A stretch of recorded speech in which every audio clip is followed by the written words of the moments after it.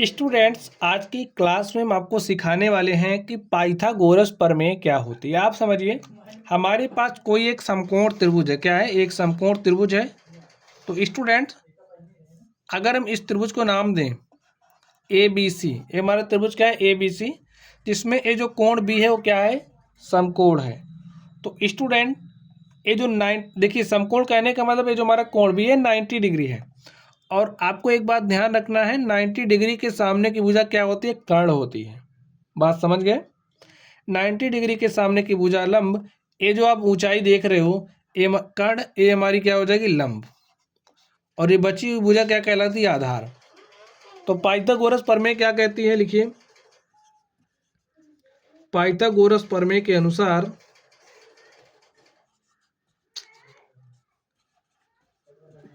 अनुसार क्या होगा? देखिए, आप लोग ध्यान से समझिए, ये जो हमारा कर्ण का स्क्वायर होता है, कर्ण का स्क्वायर बराबर होता है लंब स्क्वायर प्लस आधार स्क्वायर के। तो आप लंब स्क्वायर करिए प्लस आधार स्क्वायर करिए, ठीक है? यही हमारा क्या है? पाइथागोरस प्रमेय है। आप लोग पाइथागोरस प्रमेय समझ गए? चलिए हम आपको एग्जांपल करके दिखाते हैं। तो अब आप समझिए, हमारे पास कोई एक समकोण त्रिभुज है, और ये जो समकोण त्रिभुज है, भाई आपको क्वेश्चन किस तरीके से देखने को मिलेंगे, हम लोग उसकी भी चर्चा कर लें। तो समझिए, हमारे पास एक त्रिभुज है ए बी सी, और ए बी सी क्या है? समकोण त्रिभुज है। अब आप समझिए, अगर हमें ए भुजा दी गई है, तो पाइथागोरस प्रमेय का इस्तेमाल करके, अगर कोई भी दो भुजा दी गई है, तो पाइथागोरस प्रमेय का इस्तेमाल करके तीसरी भुजा की लंबाई हम निकाल सकते हैं। अब आप कहोगे कैसे? तो हम कहेंगे, देखिए, ए हमारा 90 डिग्री है, 90 डिग्री के सामने की भुजा होती है कर्ण।